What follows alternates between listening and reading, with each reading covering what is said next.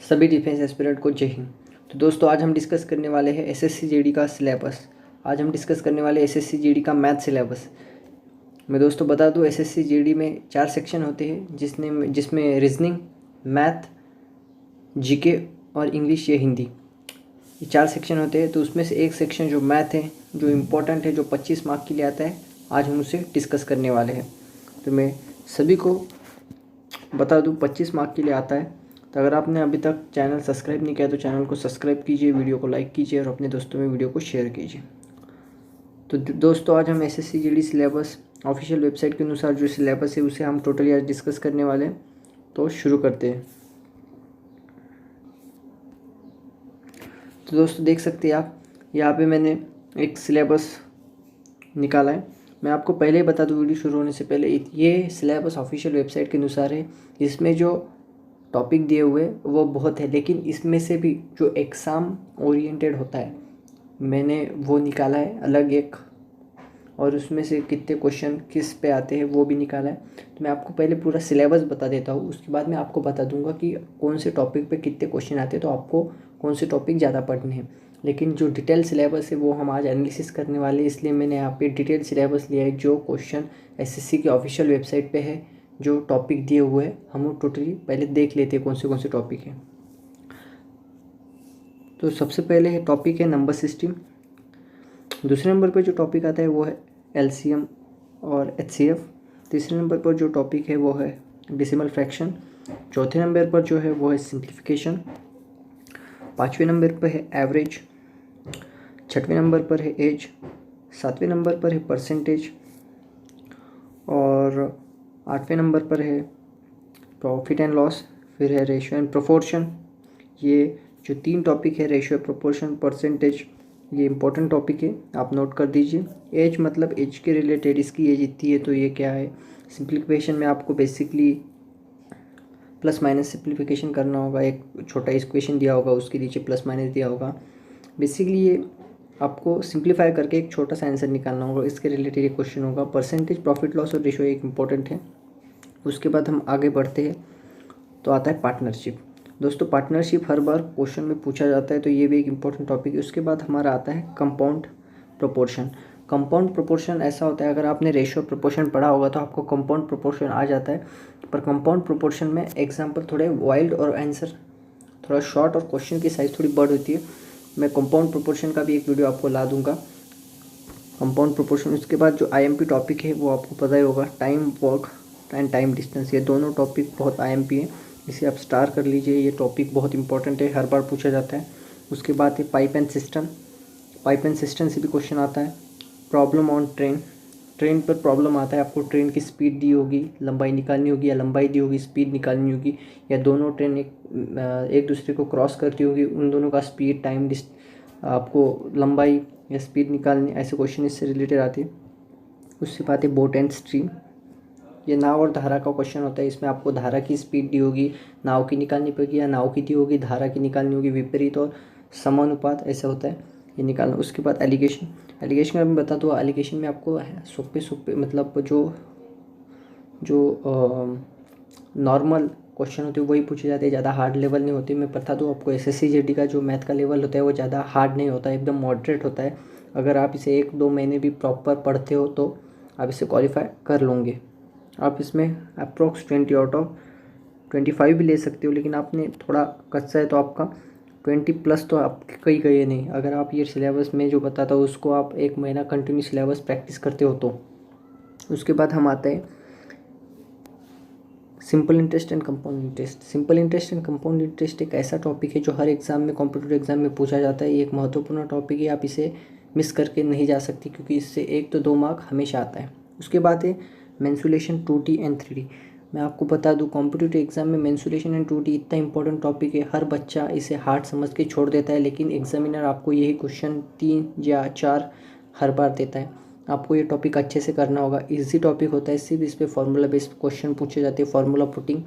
आपको इससे डरना नहीं है। मेंसुरेशन 2D 3D में जो ट्रायंगल, सर्कल, क्यूबॉइड आते हैं, क्यूब आते हैं, आपको वो अच्छे से करना है। उसका जो आपको आयतन निकालना होगा, एरिया निकालना होगा, वॉल्यूम निकालना होगा, एकदम सिंपल क्वेश्चन आते हैं, फार्मूला पुटिंग क्वेश्चन आते हैं। मैंने पहले ही बताया जो लेवल होती है वो मॉडरेट होती है, moderate to low, low to moderate होती है, हार्ड नहीं होती, आप इसे आसानी से कर लोगे। फार्मूला पुटिंग होती है, आप फार्मूला लर्न कीजिए और ये क्वेश्चन आप आराम से सॉल्व कर सकते हो।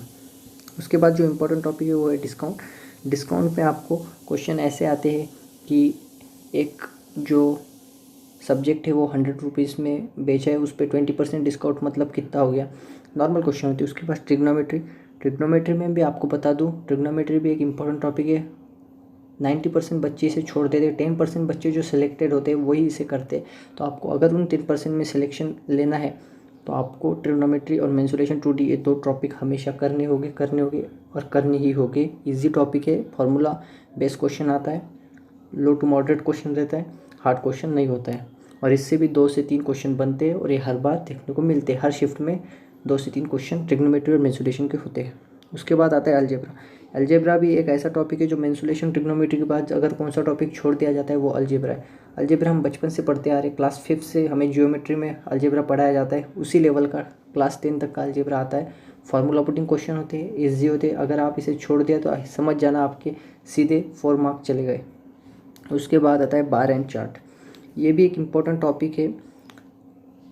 Bar graph and pie chart. Bar graph and pie chart में आपको एकदम लो क्वालिटी के क्वेश्चन आते हैं। लो लेवल के क्वेश्चन से मतलब आपको कंपनी का हर साल का टर्नओवर और साल दिए होंगे, आपको बताना है कौन से साल में कितना है, कौन से साल में कितना। एकदम इजी क्वेश्चन होते हैं। ये भी लेवल लो होती है, मॉडरेट भी नहीं, लो होती है। इससे भी हर बार 1 से 2 क्वेश्चन बनते हैं। तो दोस्तों ये था पूरा सिलेबस डिटेल्ड। मैं आपको पहले ये सिलेबस देख लीजिए, आप इसका स्क्रीनशॉट निकाल दीजिए। इसके बाद मैं आपको मार्क एलोकेशन बताता हूँ, कौन सा टॉपिक इंपॉर्टेंट है, कितने मार्क उसमें हर बार पूछे जाते हैं। और अगर आपको एग्ज़ाम ओरिएंटेड स्टडी करनी है तो आप ये टॉपिक कीजिए। पहले आप इसका सिलेबस स्क्रीनशॉट लीजिए। तो दोस्तों इसके बाद हम आते हैं मार्क एंड इम्पोर्टेंट टॉपिक। और यहाँ मैंने आपको 2 सेक्शन में बांटा है, टॉपिक एंड क्वेश्चंस। इसमें हर बार जो बताता हूँ, हर बार जो क्वेश्चंस आते हैं उससे रिलेटेड और जो हर शिफ्ट में पूछे जाते हैं उससे रिलेटेड मैंने एक एनालिसिस करके ये क्वेश्चन का बनाया।